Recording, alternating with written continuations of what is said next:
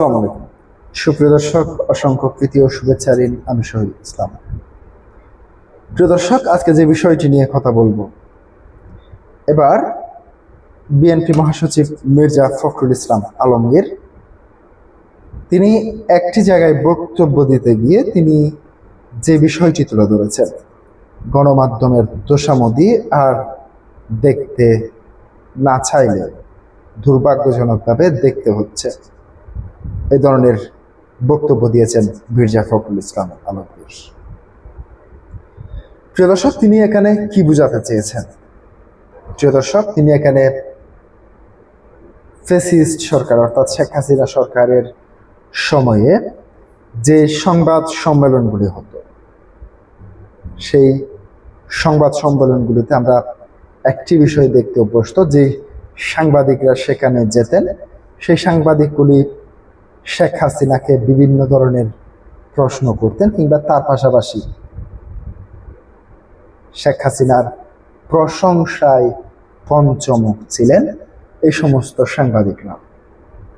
আসলে কি এটি কি সাংবাদিকতার দায়িত্বের মধ্যে পড়ে যে একজন সাংবাদিক প্রধানমন্ত্রী কিংবা ক্ষমতাধর কোনো ব্যক্তির সব সময় প্রশংসা করবেন কিংবা তোষামোদি করবেন? সে বিষয়টি নিয়ে আমরা দেখতে পেয়েছি 5 আগস্টের পরে বিভিন্ন আমরা টক শো থেকে শুরু করে বেশ জায়গায় এর সমালোচনা হয়েছে। প্রিয় দর্শক, বর্তমান সরকারের সময় কি এই তোষামোদি হচ্ছে না, কিংবা এই তেলামর্দন হচ্ছে না? সাংবাদিকদের এই অতিরিক্ত যে প্রশংসার জোয়ারে ভাসিয়ে দেওয়া, এটি কি এখনো কমেছে? কমেনি। এবার সেই বিষয়টি নিয়ে মুখ খুললেন মির্জা ফখরুল ইসলাম আলমগীর।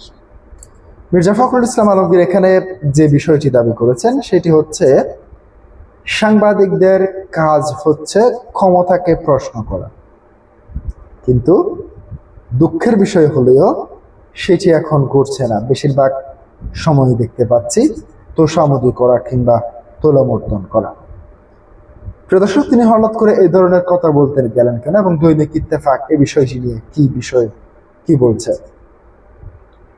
তিনি বলছেন, গণমাধ্যমের কাজ ক্ষমতাকে প্রশ্ন করা, কিন্তু বিগত ফ্যাসিস্টবাদের সময়ে এই দায়িত্ব পালন না করে গণমাধ্যমের মানুষেরা তোষামোদিতে ব্যস্ত ছিলেন বলে মন্তব্য করেছেন স্থানীয় সরকার মন্ত্রী ও বিএনপি মহাসচিব মির্জা ফখরুল ইসলাম আলমগীর।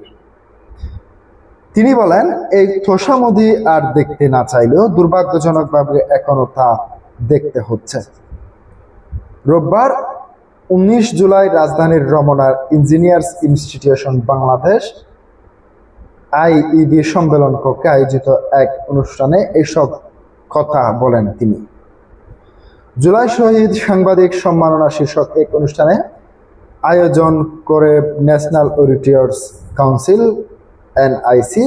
অনুষ্ঠানে জুলাই গণ অভ্যুত্থানের শহীদ হওয়া 5 সাংবাদিকদের পরিবারকে সম্মাননা ও 1 লাখ টাকা করে অর্থ সহায়তা দেওয়া হয় এনআইসির পক্ষ থেকে। স্থানীয় সরকার মন্ত্রী বলেন, তোষামোদি মোসাহেবি এই জিনিসটা আর দেখতে চায় না। দুর্ভাগ্যজনকভাবে দুটোই দেখতে হয়। বর্তমানে রাজনীতিতে এই ঘটনা ঘটে, আপনারা আমলাতন্ত্রের একই ঘটনা ঘটে, সামথিং রং। আমরা কেন জানি না জাতিগতভাবে বেরিয়ে আসতে পারছি না। মির্জা ফখরুল মনে করেন, জাতিগতভাবে এই সংস্কৃতি থেকে বের হতে একটা বড় ধরনের বিপ্লবের প্রয়োজন হতে পারে, যে বিপ্লবের মধ্যে দিয়ে আমূল পরিবর্তন আসবে। জুলাই সনদ অনুযায়ী বিএনপি যেসব বিষয় বাস্তবায়নের প্রতিশ্রুতি দিয়েছে সেগুলো পুরোপুরি বাস্তবায়িত করার জন্য চেষ্টা করছে বলে মন্তব্য করেছেন স্থানীয় সরকার মন্ত্রী। কিন্তু কতগুলো বিষয় নিয়ে মানুষ বিভ্রান্ত করার চেষ্টা হচ্ছে বলে অভিযোগ করেন। প্রিয় দর্শক, আজকে পর্যন্তই। আসসালাম।